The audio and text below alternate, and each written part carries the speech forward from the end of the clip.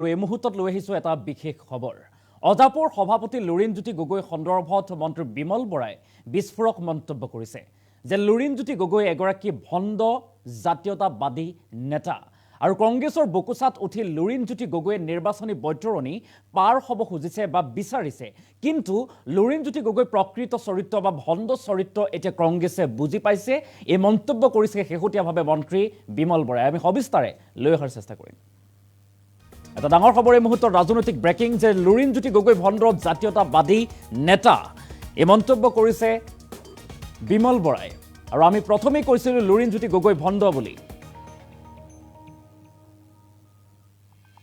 আৰু লুৰিণজ্যোতি গগৈ চৰিত্ৰতেই আছে ভণ্ডামী।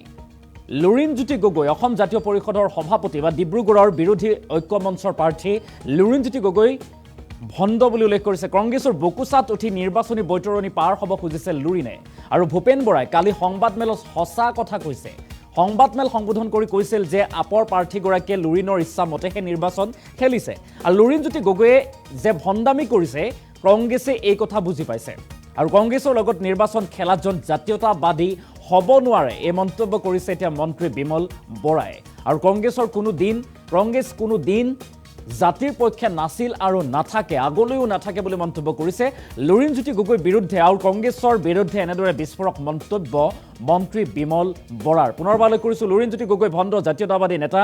এই মন্তব্য প্ৰকাশ কৰিছে শেহতীয়াভাৱে মন্ত্ৰী বিমল বৰাই। আৰু আমি প্ৰথমেই কৈছিলোঁ লুৰিণজ্যোতি গগৈ ভণ্ড বুলি এই মন্তব্য বিমল বৰাৰ।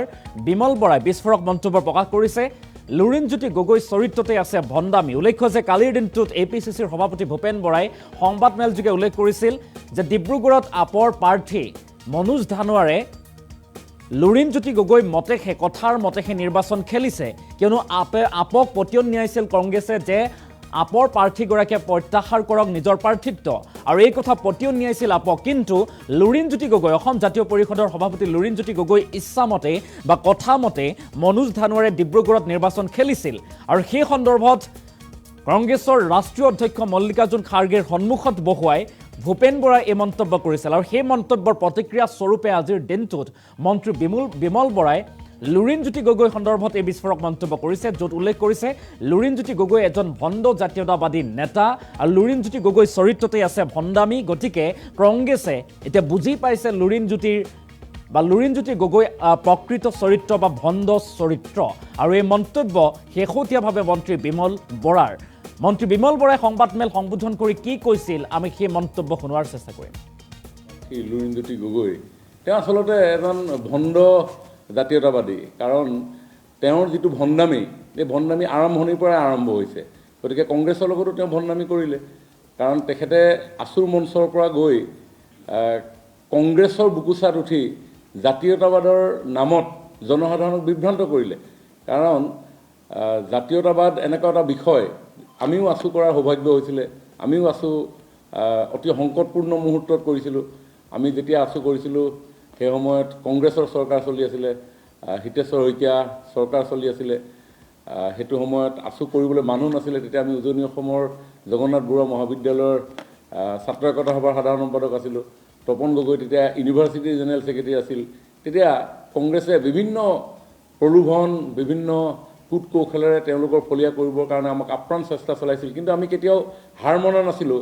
আৰু এই শক্তিশালী কংগ্ৰেছৰ বিৰুদ্ধত মুষ্টিমেয় কিছুমান মানুহে যাতে আমি জাতীয়তাবাদৰ পতাকাখন আছুৰ মৰ্যাদা যাতে ৰক্ষা কৰিব পাৰি, তাৰ কাৰণে নিৰন্তৰ আমি প্ৰত্যাহ্বান জনাই গৈছিলোঁ। কাৰণ এইটোৱেই, কাৰণ কংগ্ৰেছৰ নেতৃত্বত অসমৰ স্বাভিমান ৰক্ষা কৰিবলৈ ওলাই অহা হাজাৰ হাজাৰ লোকক তেওঁলোকে পংগু কৰিছিল আৰু 855 জনতকৈ অধিক লোকক তেওঁলোকে হত্যা কৰিছিল। অসমৰ অস্তিত্ব, অসমৰ ৰীতি নীতি, কৃষ্টি সংস্কৃতি, পৰম্পৰা এইসমূহৰ যে অস্তিত্ব বিপন্ন হৈছিল 79 চনৰ পৰা 85 চনলৈকে উপলব্ধি কৰি অসমৰ ৰাইজে এক পৃথিৱী কঁপোৱা অসম আন্দোলন 6 বছৰ গণ আন্দোলন কৰিছিল। আৰু সেই আন্দোলনক মষিমূৰ কৰিবৰ কাৰণে কংগ্ৰেছে তেনেধৰণৰ দমন, তেনেধৰণৰ নিপীড়ন, তেনেধৰণৰ অত্যাচাৰ তেওঁলোকে কৰিছিলে, যাৰ ফলত আমাৰ পাহোৱাল 855 জন লোক তেওঁলোকে হত্যা কৰিছিল, হাজাৰ হাজাৰ ঘূণীয়া কৰিলে, পংগুত্বৰ জীৱন তেওঁলোকে আঁকোৱালি ল'ব লগা হ'ল। সেই কংগ্ৰেছ কেতিয়াও জাতিৰ পক্ষত নাছিল, নাই আৰু ভৱিষ্যতেও নাথাকে। কিন্তু এই এনেকুৱা ধৰণৰ ভণ্ডামীৰে জাতীয়তাবাদৰ মুখা পিন্ধি কেৱল ৰাজনৈতিক মুনাফা আদায় কৰিবৰ কাৰণে সকলো নীতি জলাঞ্জলি দি কংগ্ৰেছৰ লগত বুকুচাত উঠি তেওঁলোকে নিৰ্বাচনী বৈতৰণি পাৰ কৰিবৰ কাৰণে জাতীয় পৰিষদে যিটো তেওঁলোকৰ বিশেষ উপদেষ্টা মণ্ডলীৰ পৰামৰ্শ অনুসৰি এই কাম কৰিলে, এতিয়া কংগ্ৰেছে বুজি পাইছে। কাৰণ আমি বাৰে বাৰে কৈ আছিলোঁ, ইলেকশ্যনৰ সময়তো কৈছিলোঁ যে অসম জাতীয় পৰিষদ এটা ভণ্ড ৰাজনৈতিক দল, আৰু লুৰিণজ্যোতি গগৈয়ে প্ৰথম আৰম্ভণিৰ পৰা এইবিলাক কৰি আছে। মোৰ সমষ্টিতে ইলেকশ্যনৰ আগদিনাখন 4 ঘৰ মানুহ ঘৰ জ্বলিছিলে। আমিও চিন্তিত হৈছিলোঁ 4টা ঘৰ কেনেকৈ জ্বলিলে। 1 ঘণ্টাৰ পিছত তেওঁ তাত উপস্থিত হ'ল, আৰু উপস্থিত হৈ মোৰ সমষ্টিত নহয়, এতিয়া নাহাৰকটীয়া সমষ্টিত গ'ল ডিলিমিটেশ্যনৰ পিছত। তেওঁ এটা ফেচবুকত আপডেট দিলে যে বিজেপি আতংকিত হৈ এনেধৰণে আমাৰ সমৰ্থকৰ ঘৰত অগ্নি সংযোগ কৰিছে। ভাবি চাওকচোন কিমান চেঞ্চিটিভ এটা কথা। 4 ঘৰ মানুহৰ অগ্নি সংযোগ হৈছে। তেওঁ কৈ দিছে যে বিজেপি দলৰ কাৰ্যকৰ্তাই আতংকিত হৈ ঘৰত অগ্নি সংযোগ কৰিছে। ইফালেদি সেইকেইজন লোক, এজন আছিলে আৰক্ষীৰ লোক, CM চিকিউৰিটি, এজন আছিলে এগ্ৰিকালচাৰ ডিপাৰ্টমেণ্টৰ লোক, এজন BDPৰ ছেক্ৰেটাৰী। তেওঁ জনসাধাৰণক বিভ্ৰান্ত কৰিবৰ কাৰণে, আতংকিত কৰিবৰ কাৰণে তেওঁ দলৰ বুলি কৈ দিলে। কিন্তু পুলিচে যেতিয়া এনকুৱাৰী কৰিলে, আমি যেতিয়া মুখ্যমন্ত্ৰী ডাঙৰীয়াক জনালোঁ, মুখ্যমন্ত্ৰী ডাঙৰীয়াই তৎপৰতা গোটেই ব্যৱস্থা গ্ৰহণ কৰিলে। আৰু পিছত গম পোৱা গ'ল সেই এগ্ৰিকালচাৰ ডিপাৰ্টমেণ্টত কাম কৰা মানুহজনৰ ঘৰত এটা শিশু শ্ৰমিক ৰাখিছিলে, আৰু সেই শিশু শ্ৰমিকজনে তেওঁ ব্যক্তিগত আক্ৰোশত কিছুমান মানুহৰ ঘৰত অগ্নিসংযোগ কৰিছিল। গতিকে এই ভণ্ডামী, এই এনেধৰণৰ ভণ্ডামী তেওঁৰ চৰিত্ৰতে আছে।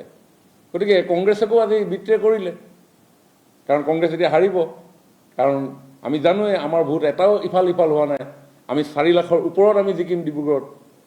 গতিকে তেওঁলোকে এইটো সময়ত এনেকুৱা ধৰণৰ কথা কৈ তেওঁলোকে নিজৰ গা এৰাই চলিবৰ কাৰণে এনেকুৱা ধৰণৰ কাম কৰিছে। গতিকে কংগ্ৰেছ এইবিলাক কথা অসমৰ ৰাইজে জানে, কংগ্ৰেছৰ চৰিত্ৰৰ কথা। এইটো যিটো কথা ভূপেন বৰা ডাঙৰীয়াই সঁচা কথাই কৈছে। ভূপেন বৰা গাততো দুখ নাই। আমিতো দেখিছোঁ কাষত মল্লিকাৰ্জুন খাৰ্গে বহি আছে, আৰু কোনোবা এজনক সুধিছে, ছাৰ ক'ব পাৰোঁনে? তেওঁ পাৰ্মিশ্যন দিছে। আপোনালোকে হয়তো দেখিছে, আমি কেমেৰাত আপোনালোকেতো চবকে নলয়, গতিকে আমি দুজনকে দেখিছোঁ। গতিকে তেওঁ সঁচা কথাখিনি কৈছে। আৰু সেই তেওঁৰ যে ভণ্ডামী প্ৰকাশ ঘটিল, সেই কথাটো আমি আগৰ পৰাই কৈ আছিলোঁ, ভণ্ড জাতীয়তাবাদী। কাৰণ 855জন লোকক হত্যা কৰা কংগ্ৰেছৰ লগত জাতীয়তাবাদৰ মুখা পিন্ধি উজনি অসমৰ মানুহ কিছুমানক বিভ্ৰান্ত অকণমান কৰিলে। মানুহবিলাকে ভাবিলে হয় কিজানি এওঁৱে প্ৰকৃত জাতীয়তাবাদী, কিন্তু আচলতে যে তেওঁ যে ভণ্ডামীৰ এখন মুখা পিন্ধি আছিলে, মানুহে এতিয়া লাহে লাহে গম পাই আছে। মই কৈছোঁৱে, এনেকুৱা ধৰণৰ বহুত প্ৰমাণ লাহে লাহে ওলাই থাকিব। আৰু 2-4টা ভণ্ডামী আছে, যিকেইটা ভণ্ডামী আপুনি শুনিলে চকু কপালত উঠিব। আৰু অসমৰ কেইবাটাও সন্মানীয় জনগোষ্ঠীয়ে এই প্ৰাৰ্থীজনক, যিজন বিৰোধী দলৰ যিজন প্ৰাৰ্থী ডিব্ৰুগড় সমষ্টিৰ পৰা উঠিছিলে, সেই প্ৰাৰ্থীজন